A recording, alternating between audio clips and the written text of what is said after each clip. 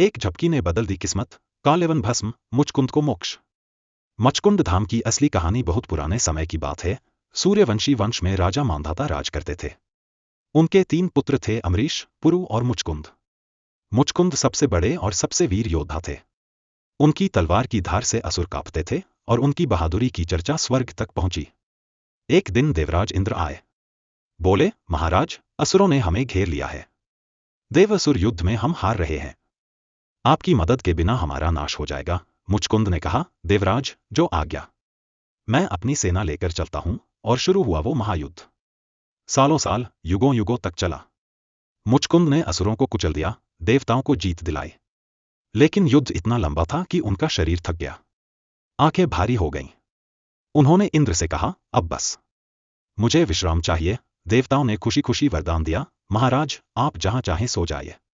जो भी आपको सोते हुए जगाएगा, आपकी आंखों की दिव्य रोशनी से वो भस्म हो जाएगा। मुचकुंद एक गहरी गुफा में लेट गए, आंखें बंद की और सो गए। सोते सोते समय बीतता गया। युग बदल गए। त्रेता युग बीता, द्वापर आया। लेकिन मुचकुंद की नींद नहीं टूटी। फिर आया द्वापर युग का वो दौर। मथुरा में कालेवन नाम का शक्तिशाली म्लेच्छ राजा आतंक मचा रहा था। उसे वरदान था कि कोई सामने से लड़कर उसे नहीं हरा सकता। वो रोज हजारों को मारता, लूटता। भगवान श्री कृष्ण ने सोचा, इसे सीधे युद्ध में हराना मुश्किल है, चालाकी से काम लेंगे। उन्होंने कालेवन को चुनौती दी और भागने लगे। कालेवन पीछा करने लगा। श्री कृष्ण उसे उसी गुफा तक ले आए जहां मुचकुंद सो रहे थे। गुफा अंधेरी थी। कालेवन ने सोचा, यह कृष्ण ही होगा जो थककर सो गया है। उसने जोर से पुकारा, उठो, कायर, युद्ध करो, और मुचकुंद को झटका दिया। नींद टूटी। मुचकुंद की आंखें खुलीं और उनकी आंखों से दिव्य ज्वाला निकली। एक पल में कालेवन भस्म हो गया। राख भी न बची। मुचकुंद उठे, चारों तरफ देखा। सब कुछ बदल गया था। लोग छोटे छोटे, समय कितना बीत गया।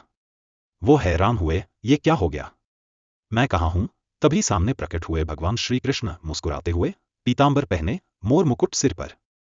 मुचकुंद ने पूछा, प्रभु, आप कौन? मुझे ये सब क्या दिख रहा है? श्री कृष्ण ने प्रेम से कहा, मैं कृष्ण हूं, तुम्हारे कुल के रक्षक। तुमने देवताओं की सेवा की, थककर सो गए। तुम्हारी नींद ने युगों को पार किया। अब जागो, मेरी शरण में आओ, मैं तुम्हें मोक्ष दूंगा। मुचकुंद ने चरणों में सिर रख दिया। आंसू बहते हुए बोले, प्रभु, मुझे संसार की माया से मुक्ति दो। भगवान ने आशीर्वाद दिया, तुम मेरे भक्त बनोगे। अगले जन्म में भी मेरी भक्ति करोगे। और मुचकुंद को मोक्ष का मार्ग दिखाया।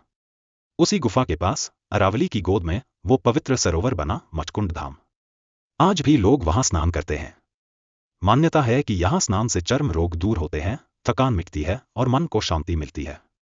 108 मंदिरों की माला में वो जगह बसी है जिसे सभी तीर्थों का भांजा कहते हैं। जहां प्रसिद्ध लक्खी मेला हर साल भाद्रपद माह में देवछठ ऋषि पंचमी के आसपास आयोजित किया जाता है।